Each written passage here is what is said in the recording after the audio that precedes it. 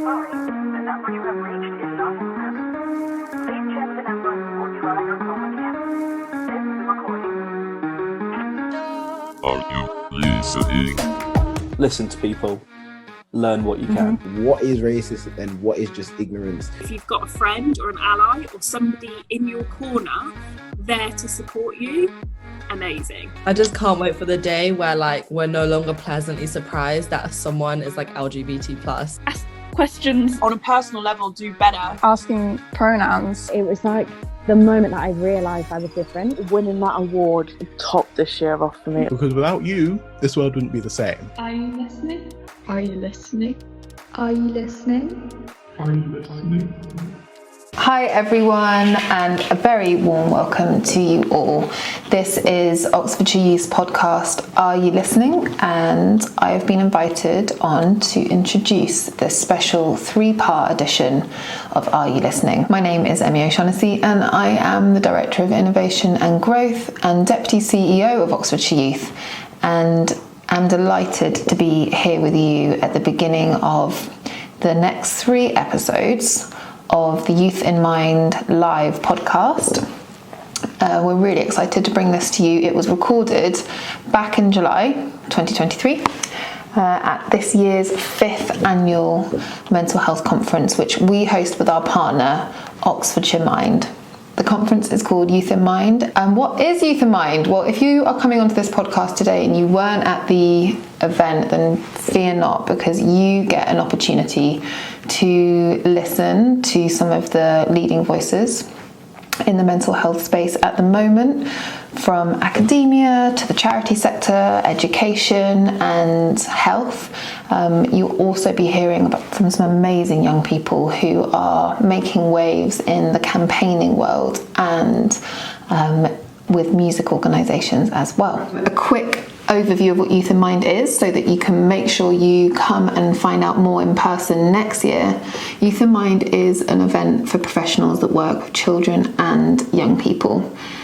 We think Youth in Mind is really special in that it brings together statutory bodies, so the local authorities. We had Oxford City Council and Oxfordshire County Council present, alongside school workers, police, health, and of course the voluntary sector, united by our shared passion to improve the mental health outcomes for children and young people. But the most important partner is, of course, young people themselves.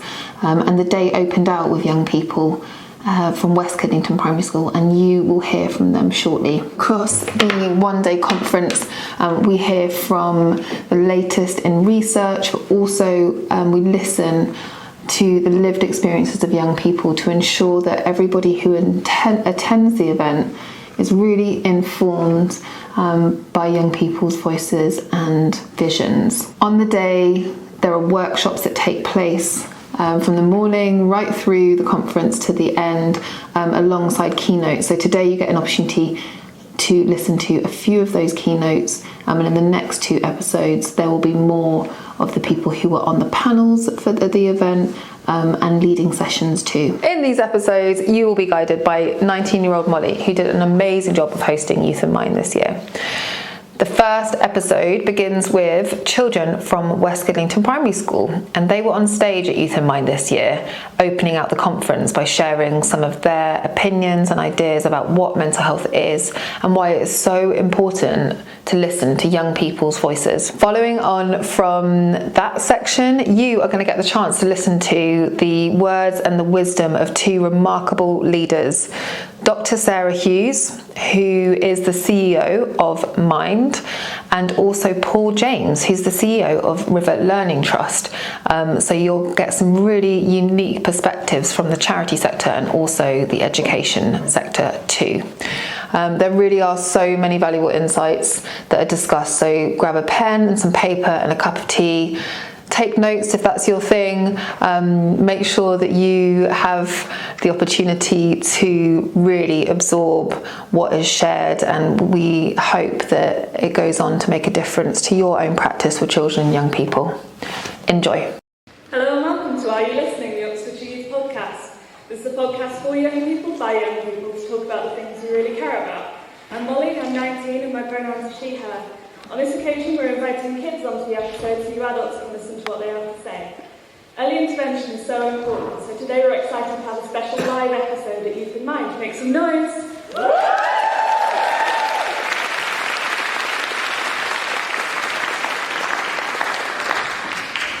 If you didn't know, Youth in Mind is a mental health conference for professionals, and this year is the 5th year it's taking place. The theme of today's conference is Listen, Respond and Champion, which is a really exciting theme, especially to see so many professionals coming together to champion children and young people's mental health.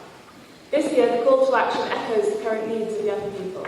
The 3 words listen, respond and champion have been carefully chosen in order to make sure young people's voices are listened to, taken in, acted upon, celebrated and advocated for.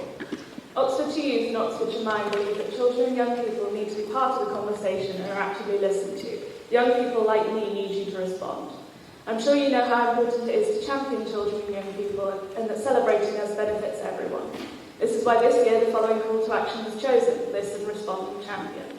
There are going to be some exciting speakers coming on later. I'm so excited to see Dr. Sarah Hughes, who's the CEO of Mind, because I think what she'll have to say about the landscape of young people's mental health will be fascinating. I'm also excited to get to chat to some of the panellists who will be discussing neurodiversity and repositioning the power. Even though listening is important, it's more vital than ever for all of you here to respond and champion the things that young people, just like me and the children, bring to you. We're not only the future, but we are right now. And this is when these changes are needed. It's so brilliant to see so many people here coming together to support children and young people across the county. We're also excited to be joined by West Kidlington Primary School. Make some noise.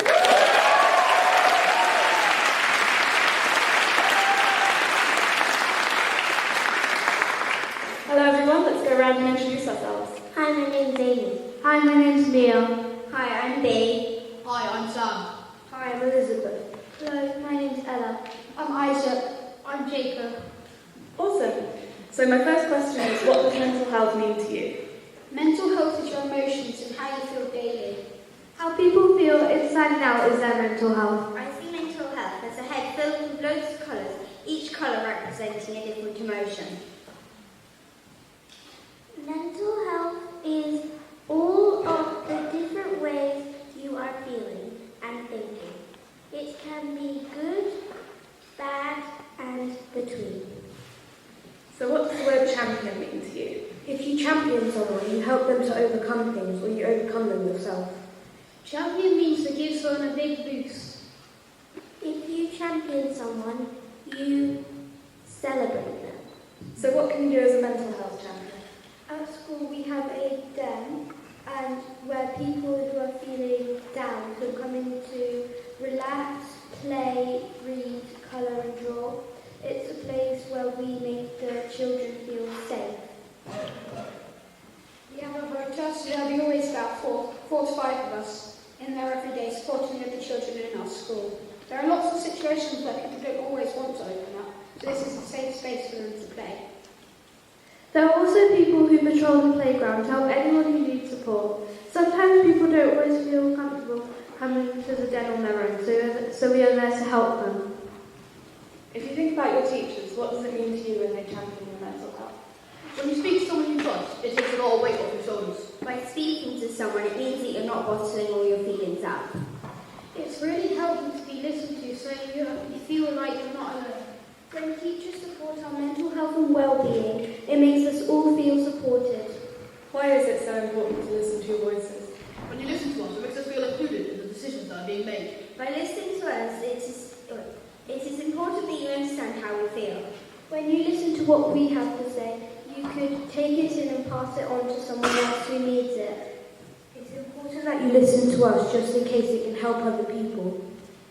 When you listen to children and young people, you can respond to us and champion us. Thank you all for your incredibly insightful answers. Throughout the day, you'll be playing the triangles to make sure everyone's staying on time for all of their workshops, which is a little different from last year. Would you like to give us a bit of a demonstration of what people should expect? This will either be very zen or very loud, so group, brace yourself. 3, 2, 1.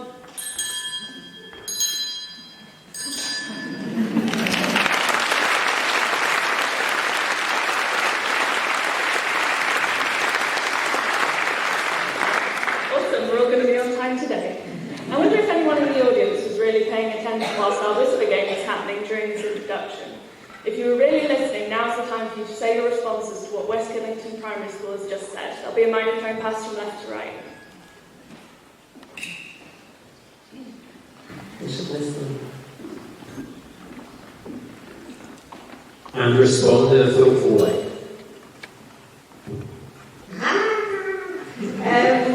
I was struck by the colours, that people see and hear and think and see the world differently, so you can't know what everybody's feeling and thinking. You've got to really just listen to the person who thinks. Supporting each other. I will think.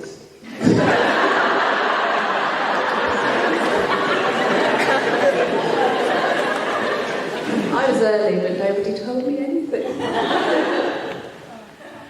I didn't get anything. Same. We didn't get a message. It's sadly the same. Well, the same, but I'm going to make it up anyway. I think that I loved mental health is good, bad, and in the middle. Absolutely amazing. Thanks, guys. No message reached me, though. Never give up.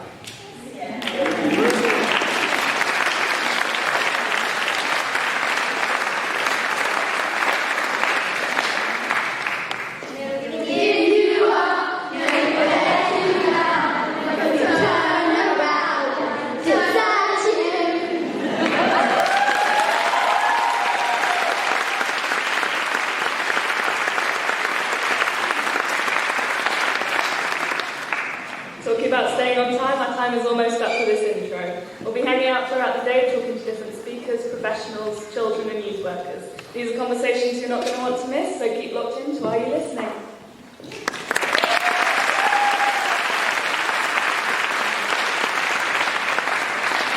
So we've just come off stage at Youth in Mind and I'm overjoyed to be joined by Dr. Sarah Hughes. So tell me a bit about yourself and your role. Wow, well, I have been at National Mind now since the 9th of July, so literally 6 months virtually to the day. And I've worked in mental health for about 35 years, mostly in charities and different kind of organisations. I've worked in Royal Prison, so a long career in mental health, one that I'm super proud of and feel like it's my life's work. Yeah, you should be. That's amazing. So what have you enjoyed about Youth in Mind so far? Well, I mean, firstly, I really feel like that kind of establishing the tone of the day through the podcast and the conversations with the young people, that really kind of made me feel comfortable, made me feel kind of warm, and I was inspired, and I really kind of felt that co-creation, really kind of felt the theme, the golden threads that would take us through the day. So this is a great space for children and young people with mental health. Yeah, definitely. What have been your top 3 takeaways so far? Do you know, I thought the young person who said that mental health is good, bad, and something in the middle, I thought was really insightful, actually. And I think we very rarely talk about the spectrum of mental health, which is, you know, we've all got mental health, but we aren't always mentally well or mentally ill. You know, we kind of travel up and down depending on what's going on in the world. Of course, if you've got an actual diagnosis, you know, you can sit in the mentally ill bit a bit longer than perhaps the other end. But nonetheless, we're all on that spectrum. Yeah, that was a great way of putting it. I noticed you mentioned about the cost of living crisis. How do you think professionals can support young people impacted by the cost of living?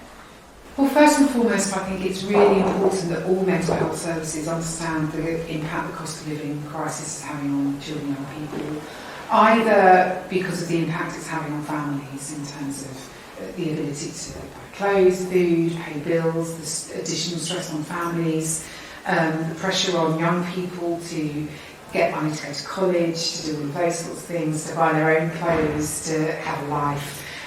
We absolutely cannot underestimate the impact that it's having. We certainly know, for instance, that self-harm in girls quite often is attributed to poverty and, you know, those sorts of things. And so I think it's important that mental health professionals, firstly, as I say, understand that, accept it. There is an absolute link between mental illness and poverty. And therefore, if you're working with somebody, really make sure that you're asking the questions. You know, are they, you know, in financial peril? Do they need support? Do they need signposting? Equip yourself with that information. I don't think you can be a mental health practitioner in today's world and not know this stuff. You have to be able to, in the very least, say, you know, if you can't help them directly, I know where you can go. Yeah, that's very important. What difference do you think local and national government could have in this conversation around young people's mental health? I mean, they're central, really, and in some ways that's kind of unfortunate because they often don't have the answers we do. But nevertheless, I think, you know, local government has a real say because they make the decisions in terms of what's funded, you know, how people are supported in terms of community assets and so on. I think that the integrated care systems, which are the new commissioning systems locally, there are 42 around the country, they're responsible for making sure that children and young people's needs are met. So we really need local government to be kind of drawing all of the evidence together, you know, advocating, making sure that the needs are properly assessed, and therefore we know at local level what we should be delivering. And ultimately, national government really needs to create policy that is creating the conditions for mental health to thrive. So policy that I'm talking about really impacts those people who are the most poorly served from the system as it is. So I want to see welfare reform. I want to see educational reform.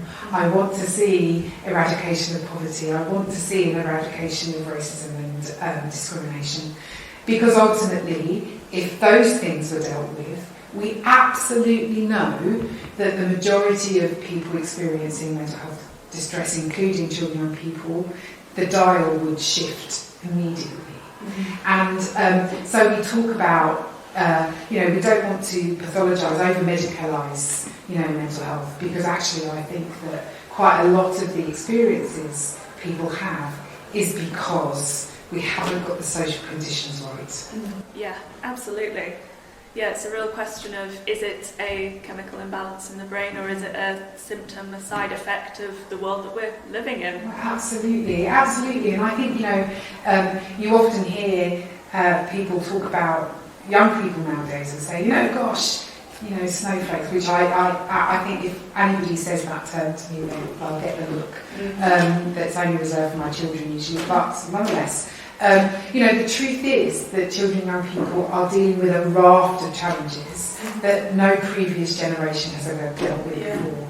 So it's entirely unfair to compare children and young people's experience now with what we've had before. And so as a result, I think that we really need to look carefully at what's going on in the world and think about all of those things together and the impact that it's having. If I talk to my children and young people at home, my own children, you know, and I'll say, oh, put that phone down, too much screen time. Actually, for them, often it's the only place where they might get comfort. They might know friends and people who are more like them than they might find in their home environment. So it's not one thing or the other. It's quite complex, but nonetheless, I don't think, I accept that genes and, you know, the way our bodies are, that there is for some there are biological causes, but not in the main. It's about social determinants.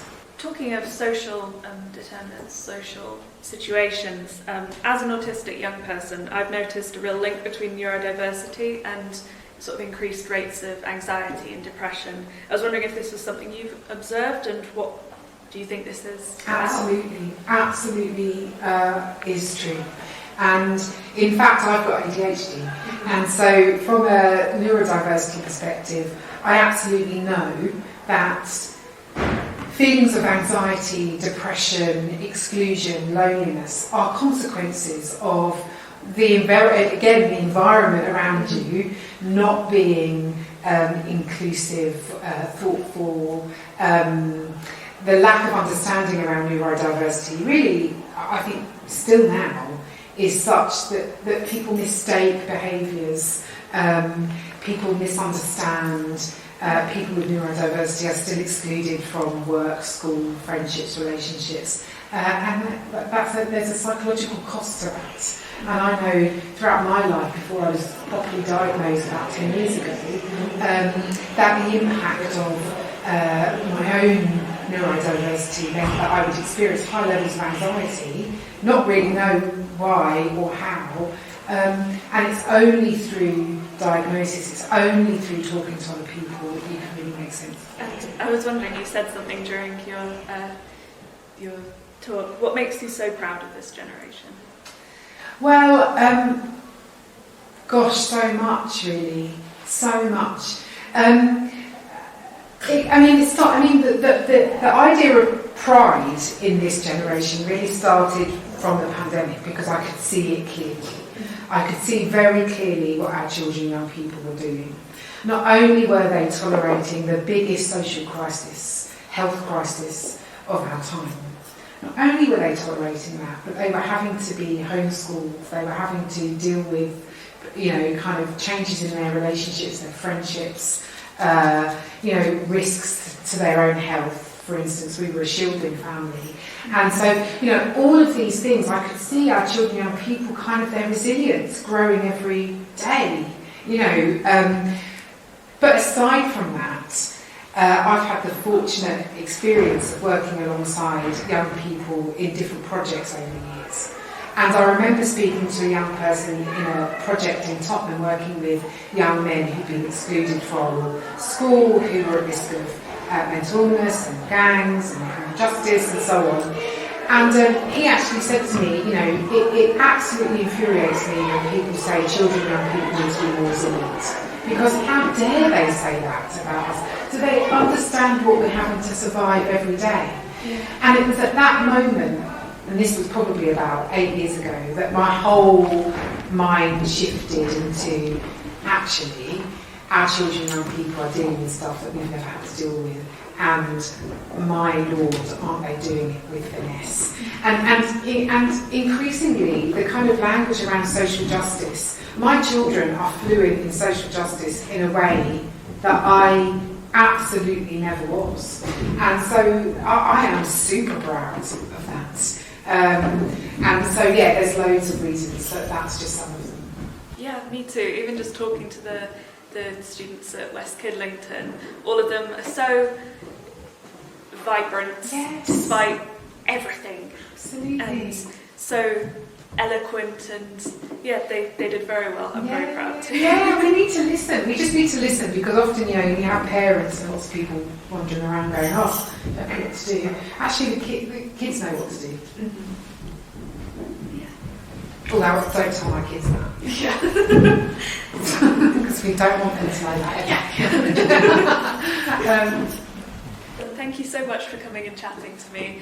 You were amazing to watch on stage, and thank you very much. Oh, you're very welcome. Thank you. We're back at Youth in Mind, and tell me a little bit about yourself and your role. So I'm Paul James. I'm the Chief Exec of a large multi-academy trust, which is a family of schools that works in Oxfordshire and a couple of schools in Swindon. So we have 28 schools in total, 9 secondary schools and 19 primary schools, and we also have a teacher training provider as part of our trust. So and we've been in existence. We've grown from a couple of schools back in 2013, and over the last 10 years, it's become 28. And I was initially a head teacher of one of the schools in the trust, and prior to that, a teacher. So what have you enjoyed about Youth in Mind so far? For me, in the role that I have now in schools, it's been brilliant to just stop and reflect more deeply about this issue and the responsibilities that we have in schools and the opportunities that we have to really influence the day-to-day experience of children and young people.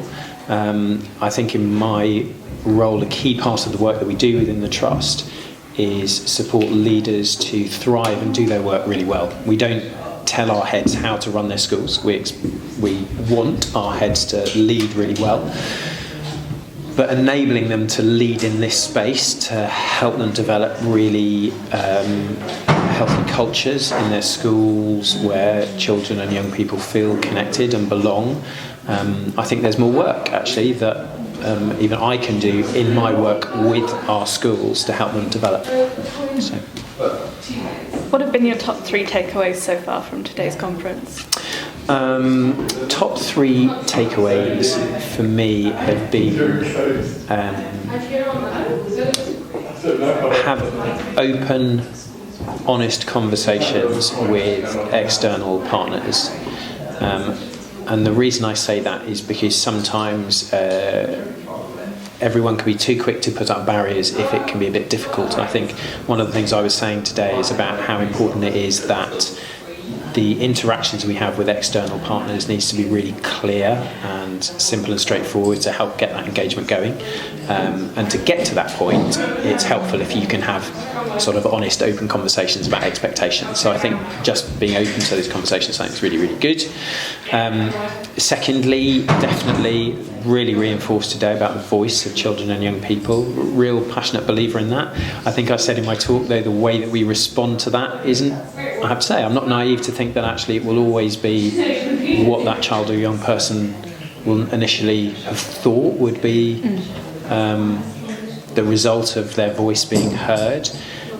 But if you have the right relationships and trust being built between children and young people in their schools and their trusted adults, actually that does allow interventions and supports to very much take into account the voice of the child as well as the evidence base of what we know works and best supports children and young people's mental health and well-being, and those of the staff actually in the school. So that's 2, isn't it? That's okay. So 1, open, honest conversations. 2, voice of children and young people, and 3, I think it just for me reinforces my energy and optimism for this work. It's too easy to just focus on the shortcomings, the lack of funding, the lack of access to this or that. Actually, we have incredible opportunities with our day-to-day interactions with each other, what we model, how we speak to each other, how we speak to our children and young people. As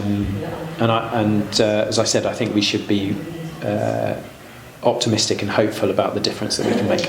Are there any positive changes that you've seen so far in schools in how they deal with mental health and neurodiversity? Oh, I definitely think there's a much higher level of awareness around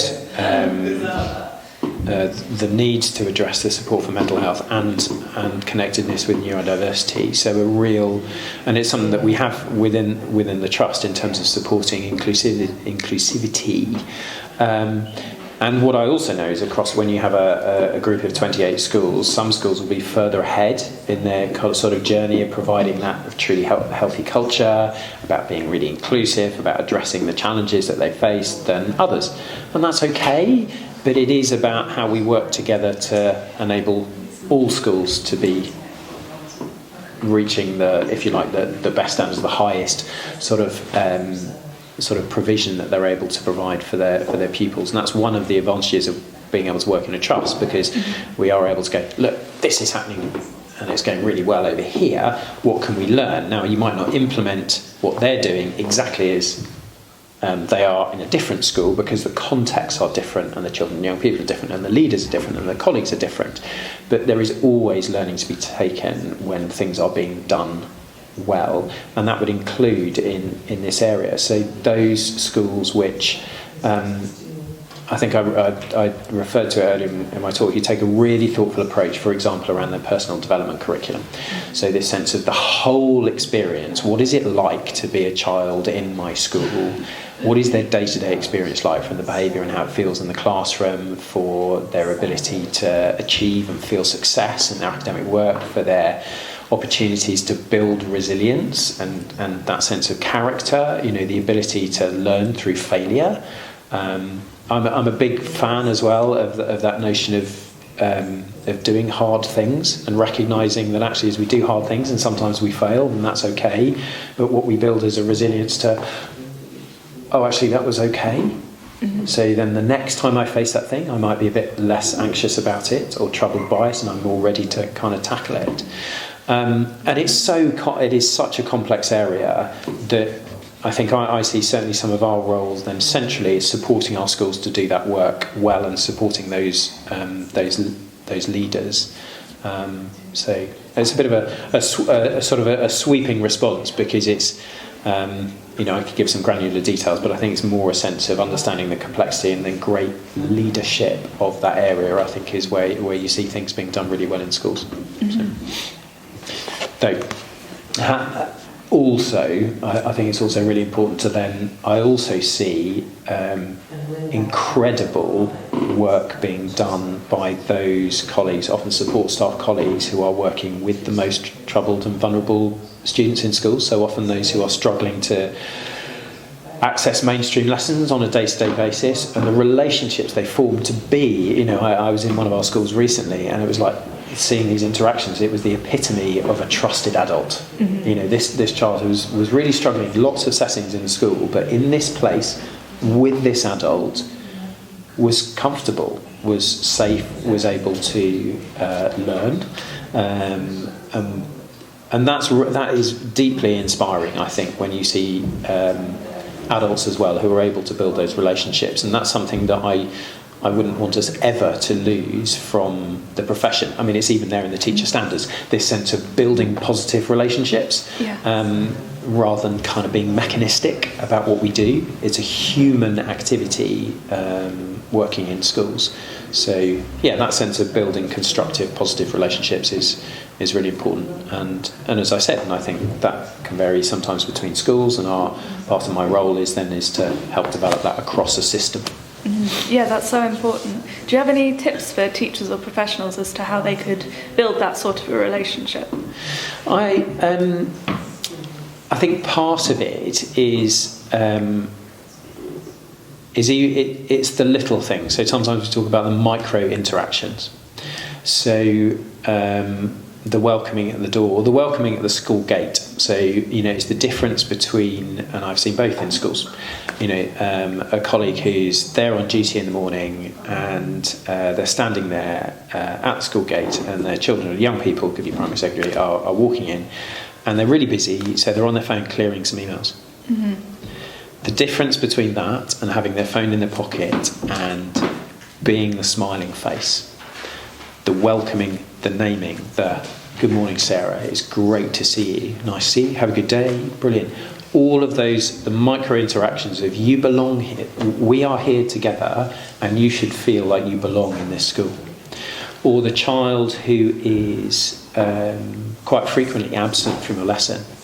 Okay, from a teacher perspective, can be really challenging, because it's a bit like, I really want this child to work their way through the curriculum, and they're not here, and they're behind, and it's really difficult. So when they walk in the classroom, I have all of these feelings, and actually the most important thing I should do is welcome them back. And the issue is if you know your if you know the children that you're working with, you then know whether it's brilliant to see you as they walk in the door, or whether it's you just let them come in and sit down and just go and have a quiet word and say it's really nice to see you back. Because depending on the child, they will warm and feel more included by different kind of responses. So it's quite nuanced, and that's what is partly what makes the challenge. But I think that's where there are I think some simple, thoughtful changes sometimes that can be made in schools about how we help to build a sense of belonging, because it is day-to-day interactions. You can't, as a school leader, run an assembly and go, right, we all belong here. Human relationships don't work like that. So how are we doing the little things to show that each of our humanities matters in the context of our school environment, so we build healthy cultures and positive relationships where children and young people feel that they belong in those settings, because we know it's a huge protective factor when it comes to mental health. Yeah, thank you very much. That was amazing. Your speech was great earlier, and thank you for talking to me. Pleasure. Thanks ever so much. Thank you.